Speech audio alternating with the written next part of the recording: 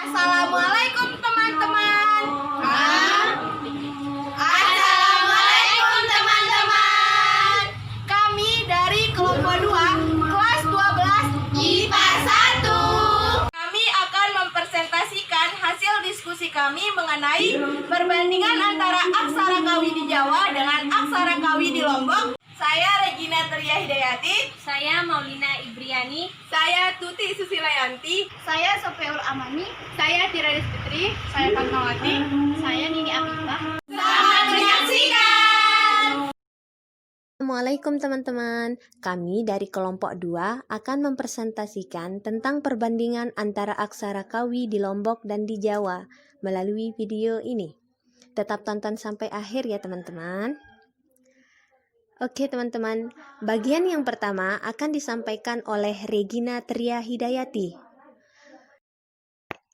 Oke teman-teman, saya Regina Tria Hidayati akan menjelaskan mengenai perbandingan antara aksara kawi di Jawa dengan aksara kawi di Lombok berdasarkan sejarahnya. Di mana sejarah dari aksara kawi di Jawa sebagai berikut.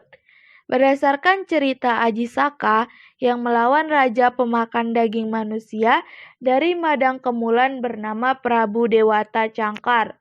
Huruf aksara ini diyakini muncul untuk menghormati dua abdi bernama Sembada dan Dora yang mati karena bertarung untuk menjaga amanah, yakni menjaga keris Aji Saka.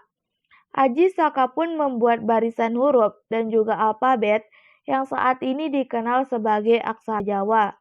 Sedangkan sejarah dari aksara kawi di Lombok sebagai berikut. Orang-orang Jawa diduga kuat adalah koloni pertama di Pulau Lombok yang mengintroduksi peradaban baru jauh sebelum orang-orang Goa. Orang-orang Jawa diduga telah memperkuat kerajaan Selaparang di Lombok. Dalam perkembangannya, kerajaan Selaparang mekar dan terbentuk sejumlah kerajaan baru. Salah satu kerajaan tersebut adalah Kerajaan Pejanggi. Keberadaan orang-orang Jawa di Lombok diduga menjadi faktor penting mengapa kosakata bahasa Jawa banyak terserat dalam bahasa Sasak. Sebagaimana diketahui, bahasa Melayu adalah lingua franca atau dalam perdagangan dan pelayaran. Orang-orang Jawa selain berbahasa Melayu juga tetap menerapkan pengetahuan mereka mengenai seni dan aksara Jawa yang dimodifikasi. Seni seperti penggunaan gamelan dan bahasa seperti penggunaan aksara atau paling tidak muncul dalam babat Lombok. Berdasarkan sejarah dari aksara di Jawa dan aksara di Lombok, kita dapat mengambil kesimpulan bahwa sejarah aksara kawi di Jawa dan di Lombok memiliki persamaan, karena aksara kawi di Lombok diambil dari aksara kawi di Jawa yang dibawa oleh orang-orang Jawa itu sendiri dan mengalami transformasi dalam bentuk pengurangan huruf. Selanjutnya akan disampaikan oleh Tiradis Fitri. Selanjutnya, kita akan membandingkan antara aksara kawi di Lombok dan aksara kawi di Jawa berdasarkan jumlah hurufnya. Aksara kawi di Lombok diambil dari aksara kawi Jawa. Namun tidak semua aksara kawi Jawa diambil. Hanya 18 dari aksara kawi Jawa yang menjadi aksara di Lombok. Bedanya, terdapat dua huruf aksara Jawa yang tidak ada di aksara Lombok seperti huruf da dan tha. Dua huruf ini tidak ada di aksara Sasak. Dan selanjutnya akan disampaikan oleh Nini Afifah dan Tuti Susilayanti. Saya Nini Afifah akan menjelaskan persamaan aksara kawi di Lombok dan aksara kawi di Jawa. Berdasarkan bentuk hurufnya, yang kita ketahui jika aksara Sasak adalah kulturasi dari aksara Jawa dan aksara Lombok diambil dari aksara Jawa, maka bentuknya pun hampir sama. Perhatikan gambar di samping. Dari gambar yang ditampilkan tersebut, kita bisa mengambil contoh persamaan antara aksara di Jawa dan aksara di Lombok. Misalkan, kita mengambil huruf H di aksara Kawi di Lombok dan huruf H di aksara Kawi di Jawa.